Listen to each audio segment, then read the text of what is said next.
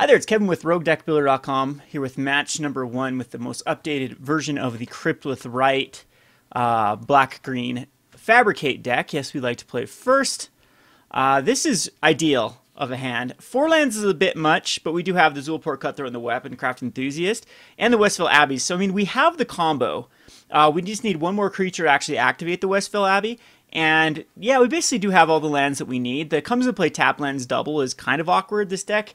I might try Aether Hub instead of Foul Orchard, just because you usually need to fix early.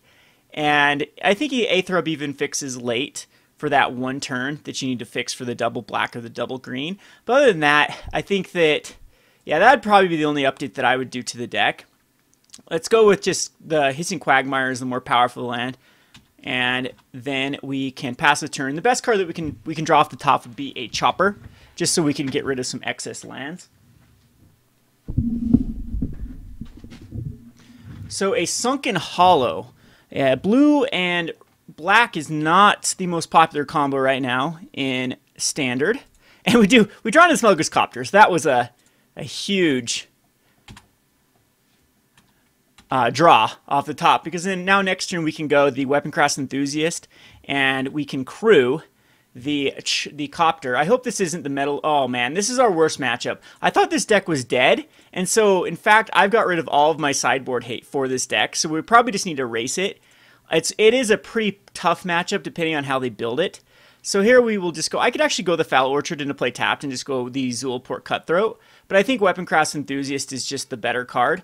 So we'll go ahead and Enthusiast, and we'll Fabricate some servos, and then tack in with the Copter, and we will get rid of the Orchard because we no longer need it, because the Crypt with Right's just going to give us a ton of mana next turn to cast basically everything, and the Zulaport Cutthroat should be a kill with the Westville Abbey. So we just need to race off like some shenanigans with the deck, and the Prophetic Prison is of course the best turn 2 they can do. And if they go turn 3 Caravan here, Cultivator's Caravan, then we could be in trouble. But if it's just going to be something else rather than the Cultivator's Caravan, I think that we will be able to, yeah, outrace this. I wonder what he's keeping in his hand. So there's a Catacomb Sifter. Westville Abbey, of course, is good here. We're just going to accrue the Chopper to the servo and then attack first. Therefore, if our opponent wants to use any sort of mana right now, then we have a free reign to go with the Cryptolith. So let's see if like a Kozilek's Return. Unlicensed Disintegration. So that's gonna happen, but now we can guarantee the Cryptolith right, and this can get us another Enthusiast. At this point, yeah, I still think Enthusiast is the right play over Catacomb Sifter. Or does he have a main board wipe? I'm going to go Sifter. Even though that's less mana next turn, I think we have plenty of mana. And we still get in for 1. And he's down to a 16 with the Westville Abbey that is going to activate within a few turns.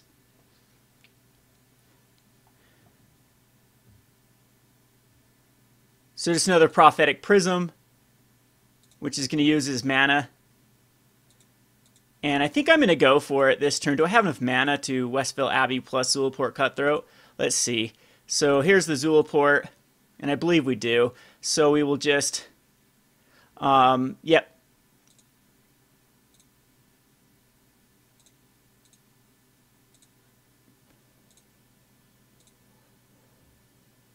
And I think I'll keep the Catacomb Sifter.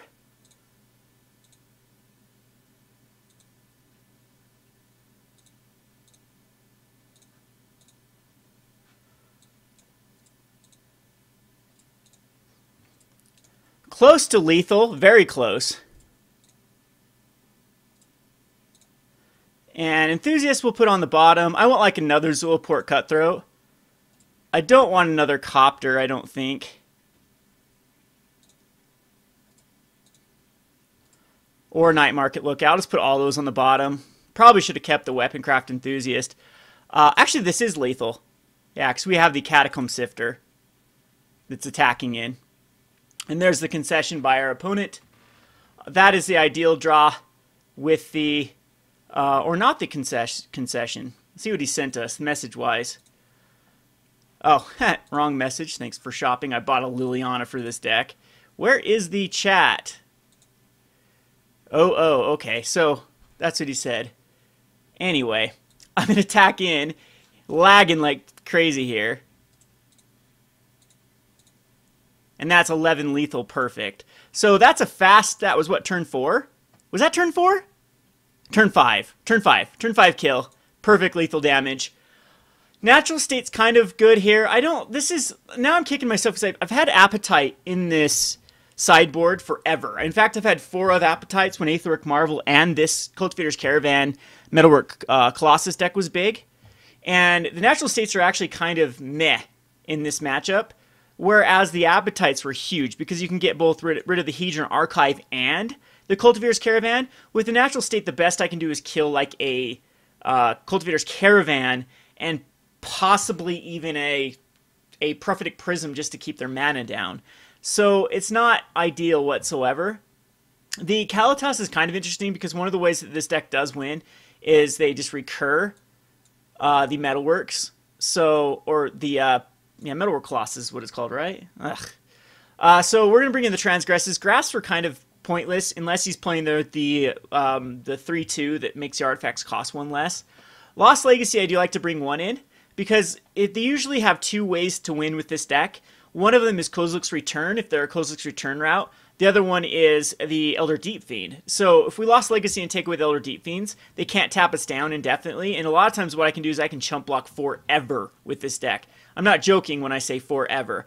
Liliana the Last Hope I think is probably weak in this matchup because we're not going to get to where we need to get. I'm going to bring in Kaladesh though. Vidal and Pariahs are actually pretty weak in this one too, I think. I think I haven't liked them even when they get the Metalwork Colossuses out because he is running Unlicensed Disintegration that can just react. So I think that I'd rather have Kaladesh and maybe the Ruinous Paths in. Well, Kaladesh actually probably is unnecessary. I just need to try to race. I like Kaladesh just because it can get out of hand. But yeah, it does seem like it's unnecessary. We just need to try to be quick. I think it should be a Marionette Master we're going to take out. And I'm just going to keep the rest of the deck pretty much intact.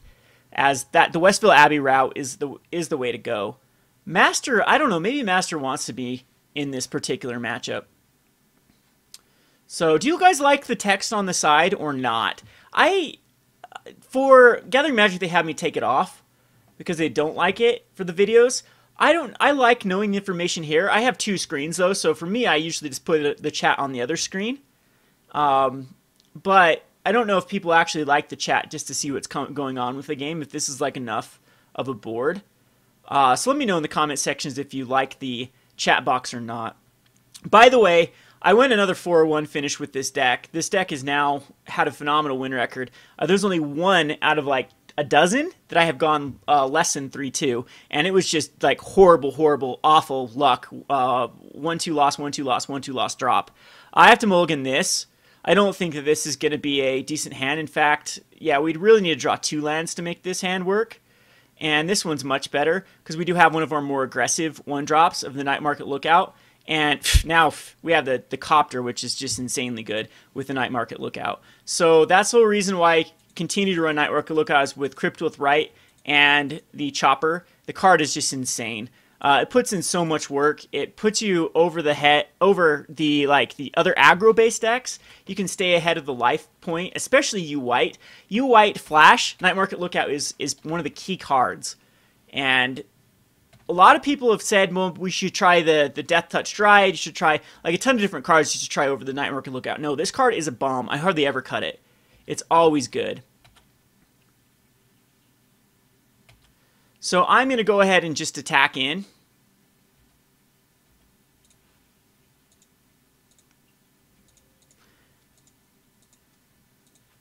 And see if this actually gets unceremoniously rejected. It does not. So we're in great shape. I'd love to draw into a land next turn. We have basically 2 draws to do so. He can't kill it. Yeah, just another Prophetic Prism. So he could kill the Night Marker Lookout with the Galvanic Bombardment. There, yep, I thought that was coming. That's fine because now we have Catacomb Sifter, which can still crew.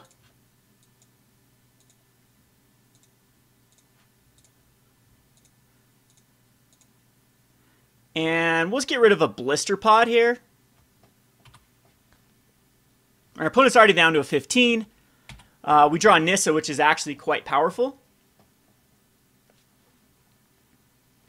Which I think Nissa actually will be the next play. Another Prophetic Prism. And hits his black source. A module.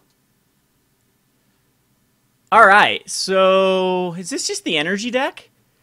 Huh, no, I still think this is going to be the Colossus. So we get another Westville Abbey. That is awesome. I think that Nissa is actually going to be the right play here.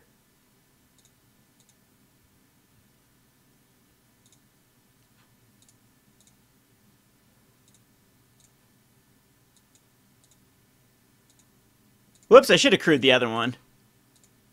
That's one less damage. I usually just, we'll keep Transgress. We'll get rid of a Blister Pod again.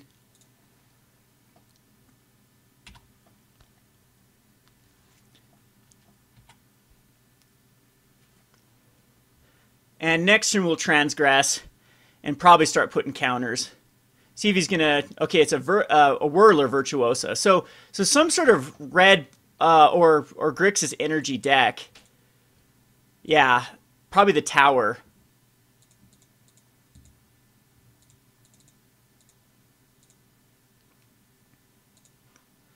Well, let's see what sort of bad boys are in our opponent's hand. We have double Transgress too that could just, yeah, beautiful. So we'll eat his hand out. Another Prophetic Prism. We're going to crew.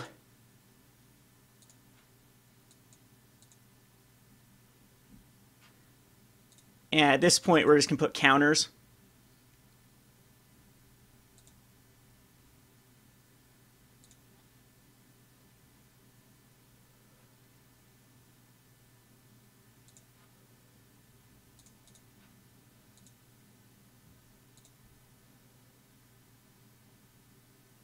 So we'll create a Thopter. Oh, this is the infinite combo, right? I think this is like the infinite combo deck. See if he does decide to block a Copter here. Yeah, so Nis is not in any danger now either. And he really has to top deck into a good card. Otherwise, we're just going to continue to beat down. So Prophetic Prism does take his mana as well. So he can't use a Decoction module. And that was either an unknown or he did draw that off of the Prophetic Prism. So he's only got one unknown in his hand. And only 2 mana to do anything with. And there is the concession. So the Transgresses really did some work. We would have drawn into Crypt with Right, which would have been insanely powerful with the Westville Abbey. So quite an easy matchup. I'm not quite... It's the infinite combo they try to do with multiple Decoction modules and the Whirler Virtuoso, so it can just continue to create. So this is whenever a creature enters battle, you get an energy, and basically the Virtuoso says you can create a Thopter. So if you get multiple ways to create energy, you can go infinite with Whirler Virtuoso. So I wonder if like even what other cards could be in this deck, but it's kind of a clunky deck. I'm sure he plays a lot of control.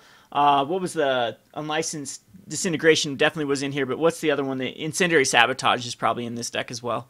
We'll go on to the next match. So far 1-0 in this competitive league. This has been Kevin with RogueDeckBuilder.com. Thanks for watching.